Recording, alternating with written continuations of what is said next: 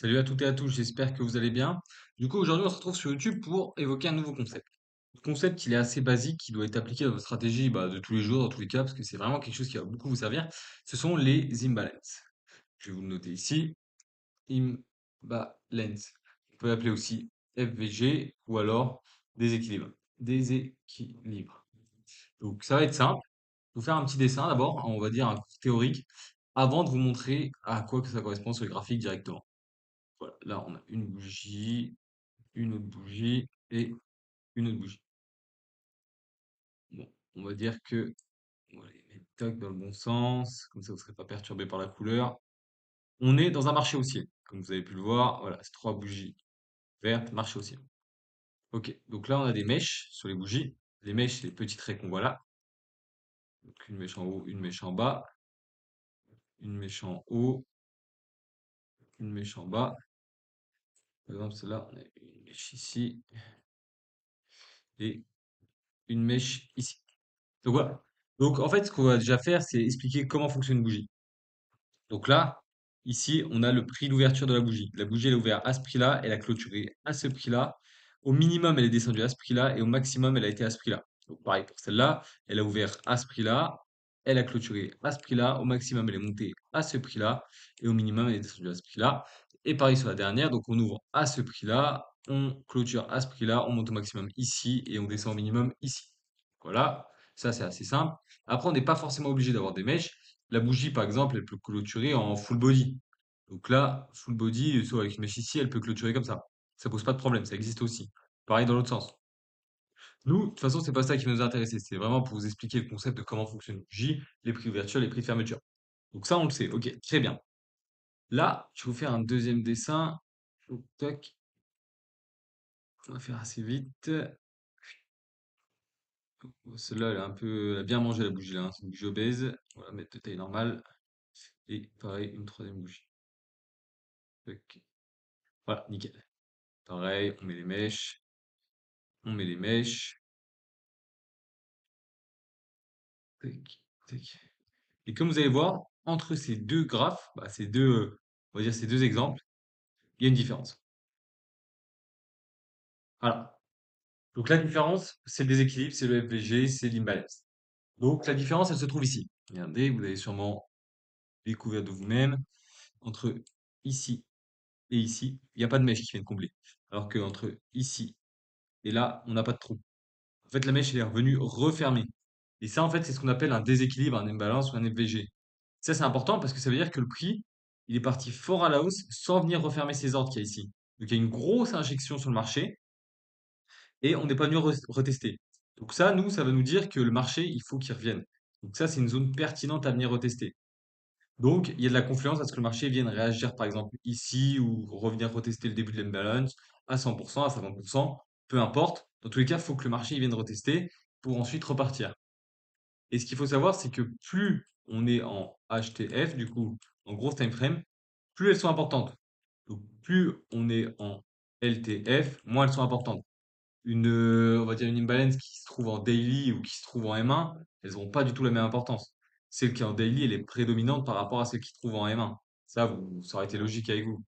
Tac, tac. Donc voilà. Voilà le concept d'imbalance. Après, on a exactement la même chose à la baisse. Dans tous les cas, c'est exactement pareil. Ça change rien.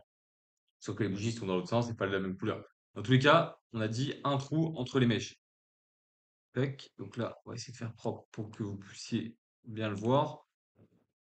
Tac, tac, tac, tac, tac. Donc c'est on a dit entre la 1 et la 3, hein. Comprenez bien la chose, la 2, elle a rien à voir là-dedans. Donc entre la 1 et la 3. Vous voyez, le trou, il se trouve entre celle-là et celle-là. Le trou entre celle-là et celle-là, il n'y en a pas. On n'a pas de déséquilibre. Donc maintenant, on va pouvoir aller voir ça directement sur le marché, comment ça fonctionne. Donc là, hop, on va les tracer sur le marché. Comme ça, au moins, ça va vous apprendre à les repérer. Prendre le gros pinceau. Par exemple, on va commencer ici. Donc vous voyez, entre cette mèche-là et cette mèche-là, on a un trou. Donc là, on a du déséquilibre. Ensuite, là, on n'en a pas parce que entre cette mèche-là et cette mèche-là, on n'a rien. Entre cette mèche-là et cette mèche-là, vous voyez, il y a un trou. Déséquilibre. Entre cette mèche-là et cette mèche-là, il y a un trou. Déséquilibre. Entre cette mèche-là et cette mèche-là, il y a un trou. Déséquilibre. Et ainsi de suite. On a un gros déséquilibre ici. On a un autre ici. On a un énorme ici. On en a un beau ici, on en a ici, on en a là, on en a là. Comme vous voyez, le marché, il est fait de déséquilibre. Dans tous les cas, il a fallu injecter des ordres. Et souvent, quand on a injecté des ordres, il y a eu des gros mouvements après. Regardez celui-là. Incroyable. Il est énorme celui-là. Là, là, là, tout ça. Tout ça, donc il faut que le marché, il le reteste dans tous les cas. Voilà. Là, on les a tracés sur le marché. Maintenant, vous avez pu les repérer. Vous voyez à quoi ça correspond.